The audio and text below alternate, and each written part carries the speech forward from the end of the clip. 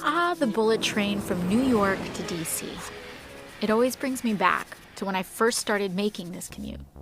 In 2019, I was a freshman in the most diverse Congress in history. Up to that point, it was a critical time. I'll never forget the children in our community. They were so inspired to see this new class of politicians who reflected them navigating the halls of power. It's often said, you can't be what you can't see. And for the first time, they saw themselves. I think there was something similar with the Green New Deal. We knew that we needed to save the planet and that we had all the technology to do it, but people were scared. They said it was too big, too fast, not practical. I think that's because they just couldn't picture it yet. Anyways, I'm getting ahead of myself. Let's start with how we got here. 1977, New York. A senior scientist named James Black made a presentation about how burning fossil fuels could eventually lead to global temperatures rising 4 or 5 degrees Fahrenheit.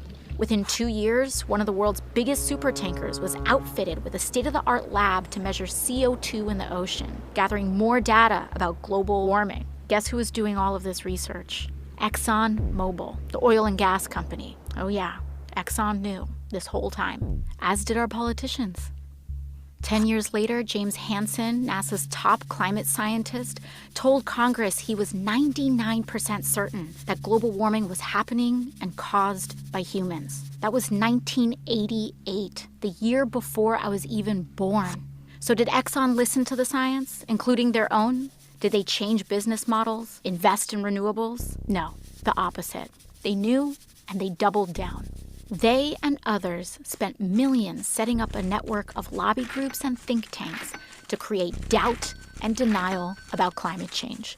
It was an effort designed to attack and dispute the very kind of science they themselves had been doing. And it worked.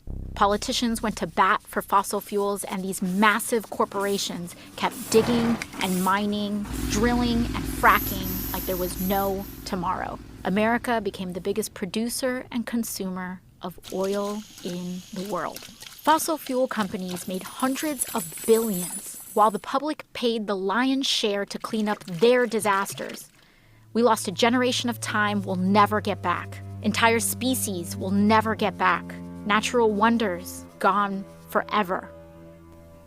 And in 2017, Hurricane Maria destroyed the place where my family was from, Puerto Rico. It was like a climate bomb. It took as many American lives as 9/11. And in the next year, when I was elected to Congress, the world's leading climate scientists declared another emergency. They told us that we had 12 years left to cut our emissions in half, or hundreds of millions of people would be more likely to face food and water shortages, poverty, and death. 12 years to change everything. How we got around, how we fed ourselves, how we made our stuff, how we lived and worked, everything. The only way to do it was to transform our economy, which we already knew was broken, since the vast majority of wealth was going to just a small handful of people, and most folks were falling further and further behind. It was a true turning point. Lots of people gave up. They said we were doomed. But some of us remembered that as a nation, we'd been in peril before.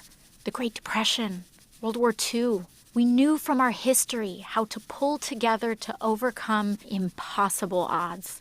And at the very least, we owed it to our children to try. The wave began when Democrats took back the House in 2018, and then the Senate and the White House in 2020, and launched the decade of the Green New Deal, a flurry of legislation that kicked off our social and ecological transformation to save the planet. It was the kind of swing-for-the-fence ambition we needed. Finally, we were entertaining solutions on the scale of the crises we faced without leaving anyone behind. That included Medicare for All, the most popular social program in American history. We also introduced the federal jobs guarantee, a public option including dignified living wages for work.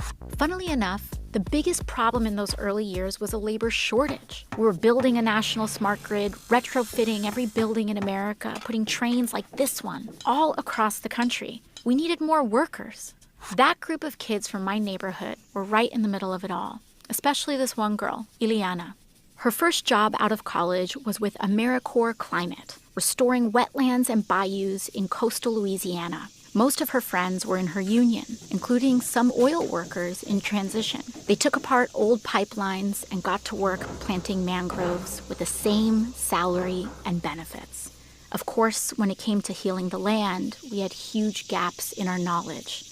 Luckily, indigenous communities offered generational expertise to help guide the way. Ileana got restless, tried her hand as a solar plant engineer for a while, but eventually made her career in raising the next generation as part of the Universal Child Care Initiative. As it turns out, caring for others is valuable, low-carbon work, and we started paying real money to folks like teachers, domestic workers, and home health aides. Those were years of massive change, and not all of it was good. When Hurricane Sheldon hit southern Florida, parts of Miami went underwater for the last time. But as we battled the floods, fires, and droughts, we knew how lucky we were to have started acting when we did. And we didn't just change the infrastructure, we changed how we did things. We became a society that was not only modern and wealthy, but dignified and humane too. By committing to universal rights like healthcare and meaningful work for all, we stopped being so scared of the future. We stopped being scared of each other, and we found our shared purpose. Ileana heard the call too, and in 2028, she ran for office in the first cycle of publicly funded election campaigns. And now she occupies the seat that I once held. I couldn't be more proud of her, a true child of the Green New Deal. When I think back to my first term in Congress, riding that old school Amtrak in 2019, all of this was still ahead of us. And the first big step was just closing our eyes and imagining it. We can be whatever we have the courage to see.